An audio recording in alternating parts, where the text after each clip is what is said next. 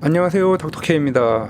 비록 오래전부터 계획했던 여행이긴 하지만 나라가 매우 혼란할 때 해외에 가게 되어 마음이 조금 무겁습니다. 그래도 이왕 가는 거 즐겨야겠죠. 긴 비행시간 이 정도 세팅이면 지루하지 않을 듯 싶습니다. 그렇긴 한데 영국 좀 멀긴 하네요. 드디어 영국 도착. 혼란한 국내 정세로 환율이 엄청 올라 걱정입니다만 그래도 설레는군요. 해리포터와 철도의 나라 영국 지하철 플랫폼에서 색가루 냄새가 많이 나는군요. 지하철 상태가... 지하철 내부도 뭔가 레트로 스타일이군요. 드디어 런던 시내 도착. 뉴욕 타임스 스퀘어처럼 화려하군요. 2층 버스도 보이고. 정말 오랜만에 보는 무단횡단. 전통과 기술이 혼재된 런던 여행 정말 기대가 됩니다. 다음날 런던 하면 빼놓을 수 없는 대형 박물관에 왔습니다. 이것이 바로 더블드래곤 3에 나오는 로제타 스톤인가요? 화폐와 사회 전시에 너바나 앨범도 있군요. 무선 통신의 발달로 돈이 시간과 공간의 제약 없이 유통될 수 있게 되었죠. 휴대폰이 전시되어 있는데 LG폰이네요. 그런데 차이나? 이게 뭐죠? 야, 이거 뭐야, 잘못됐잖아. 이거 LG폰 갖다 놓고 모바일폰 차이나라고 써놨어. 이게 무슨 엉터리 전시죠? 대형 박물관을 나오니 해가 벌써 어둑어둑하네요. LG폰 오류 외에는 정말 대단한 박물관이 틀림없었습니다. 인류 문화의 보고 대형 박물관. 약탈해온 물건들을 잘 보존하고 전시해서 이렇게 후세 사람들에게 교훈을 주는군요. 영국의 명물 2층 버스를 타고 다음 장소로 이동합니다. 빅벤 앞에 도착했습니다. 4시 15분인데 벌써 밤이군요. 2층 버스 앞자리는 정말 앉기 힘듭니다. 저녁이 되어서야 앞에 한번 앉아보네요. 비오는 날에 2층 버스 운치 있습니다. 크리스마스 마켓이 열리는 트라팔가 광장에 왔습니다. 유럽에서 비오는 날 우산 쓰면 게이 취급을 한 데서 우산을 안 가지고 나왔는데 다 우산을 썼네요. 너무 추워서 구경도 못하고 영국에서의 둘째 날이 이렇게 지나갑니다. 셋째 날도 박물관에서 시작합니다. 세계 3대 자연사 박물관인 런던 자연사 박물관에 도착했습니다. 아이가 좋아해서 안 갈 수가 없습니다. 그나저나 건물의 포스가 장난 아니네요. 어느 자연사 박물관에 가든 마찬가지로 여기도 고래뼈로 시작을 합니다. 해외 결제가 지원되는 카드를 삼성페이에 등록하면 거의 대부분의 카드 결제기에서 결제가 가능합니다. 박물관에서 반나절을 보내고 또 빅벤 앞에 오게 되었습니다.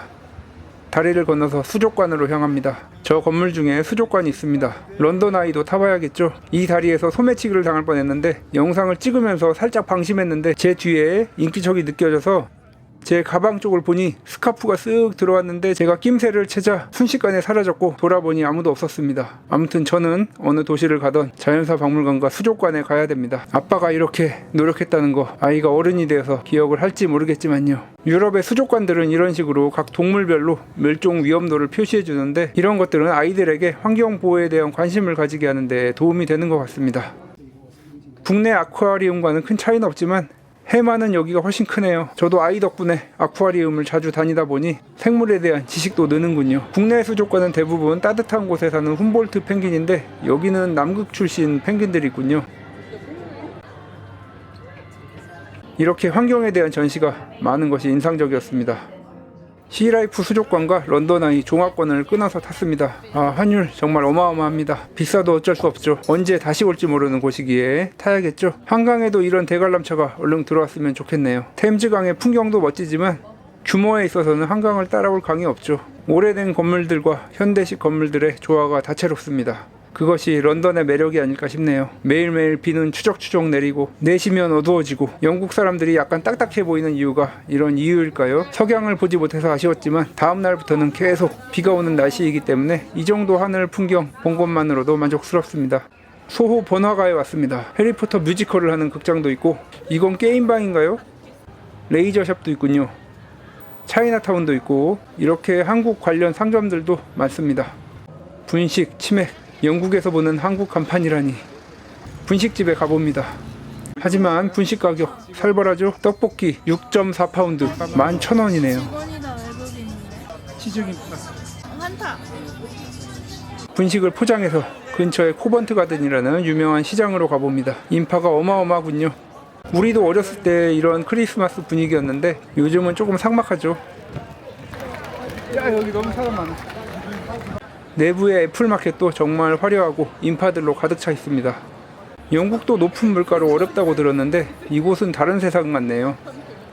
하지만 이런 즐거운 분위기에서 그런 삶의 어려움을 잊는 것이 아닐까요?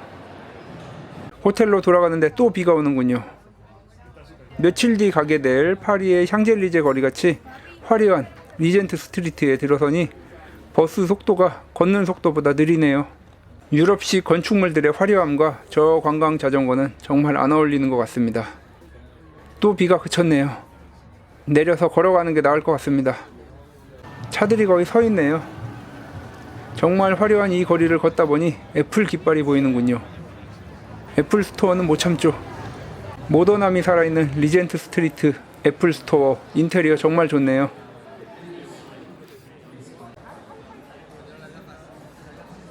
여기 피카딜리 서커스요. 어디서 많이 봤던 것 같았는데 생각이 났습니다. 모던 어페어 리부트에 나왔던 장소군요. 어쩐지 언제 한번 와본 것 같은 느낌이 들었는데 저 앞 건물 내부에도 들어갔던 기억이. 관광자전거 적응이 안 되는군요. 삼성 제트플릭 광고도 나오는군요. 다음날 또 비가 옵니다. 영국의 오락실은 어떨지 한번 들어가 봅니다. 어디서 많이 듣던 노래가 스파 월광보합의 모탈 컴뱃 기타 히어로 그리드 팩맨처럼 한국에서 보기 힘든 게임들도 있네요. 한 게임에 1파운드 엄청나네요. 오락실의 게임 구성들은 정말 좋은데 태고의 달인, 비시바시 둘 다 기기 상태는 별로네요. 그리고 오늘은 축구를 보러 가는 날인데 축구장에 카메라 반입이 안 되어서 지금 폰으로 영상을 찍고 있습니다. 갤럭시 S24 울트라 화질도 생각보다 괜찮네요. 영국의 갤럭시 매장도 한번 들어가 보고 싶었는데 12시 오픈이네요. 벼룩시장 방문을 위해 지하철역에 왔습니다.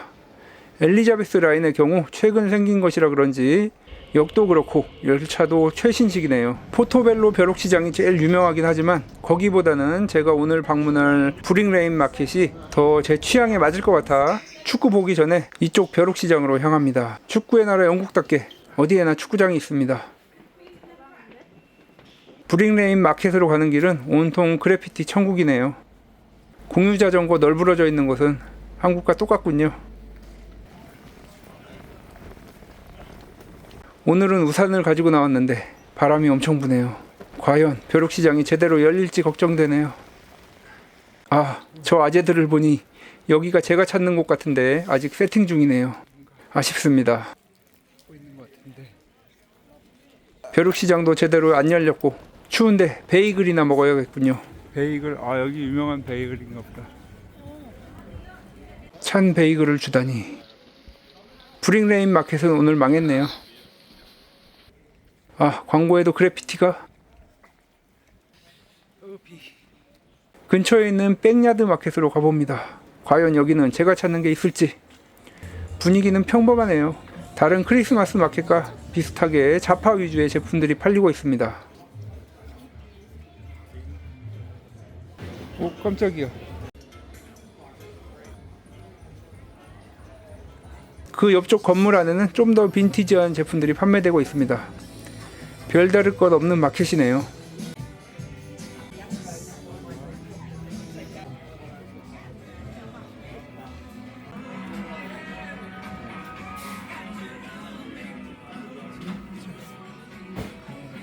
그 옆에 브링레인 빈티지 마켓으로 가봅니다. 여기는 진짜 빈티지네요. 비틀즈의 음반도 판매되고 있고 예전 인천의 양키 시장이 생각납니다. 버버리 코트도 있군요. 각종 축구 유니폼들, 2002 월드컵 기념 제품도 있네요. 빈티지 마켓을 나오면 세계 각국의 음식이 판매되고 있었습니다. 근처에는 올드 스피탈 필드 마켓이 또 있네요. 여기도 분위기는 비슷합니다.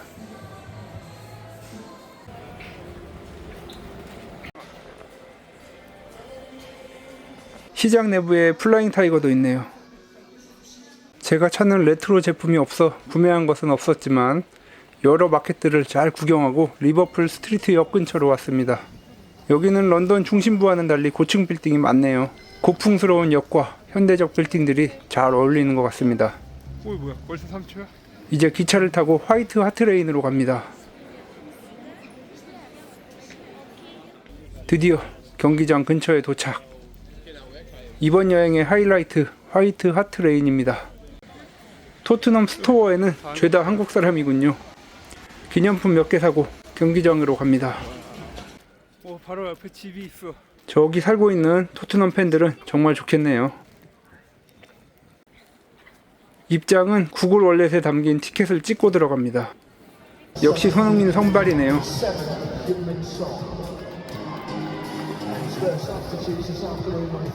손흥민 선수 몸풀러 들어오는데 컨디션 좋아 보이는군요. 한 골 넣을 것 같은 느낌이 듭니다.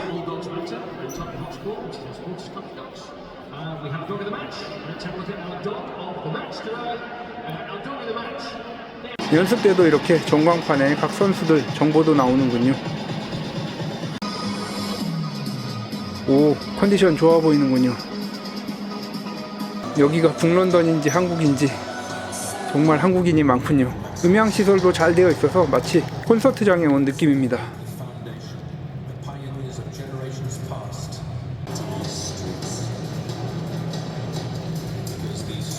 이런 식으로 열기를 고조시키는군요.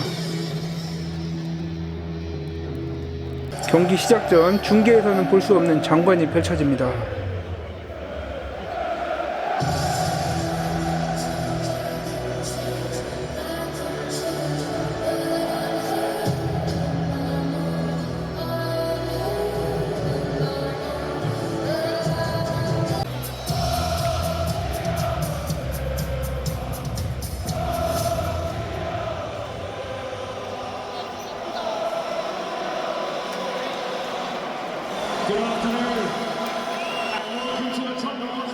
드디어 선수 입장.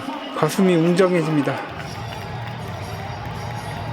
아니, 리버풀도 아니고 토트넘에서 카드 섹션이라니. 하지만 카드 섹션 종이가 투척될 줄은 상상도 못했습니다.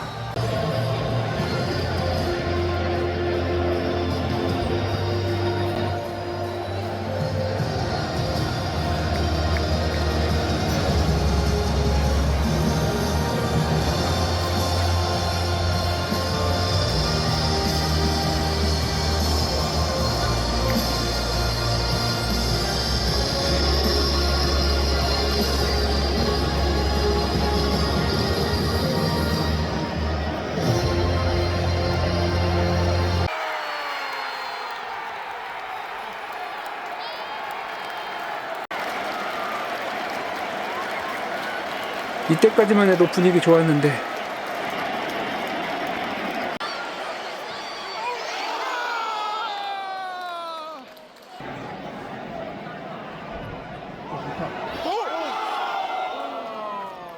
한 골 한 골 따라잡히죠. 이게 바로 토트넘이죠. 응원 열기 대단합니다. 이것이 바로 유럽 축구인가요?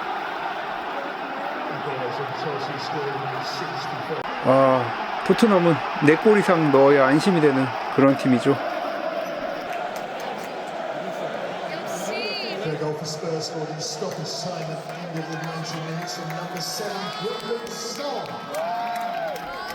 그래도 손흥민 선수 골 봤으니 됐습니다.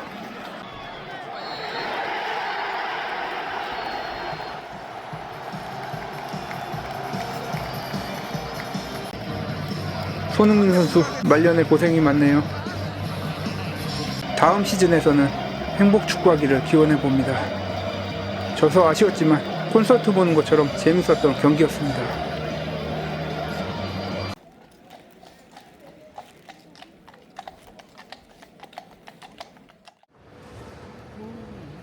영국을 떠나려고 하니 날씨가 맑아지네요.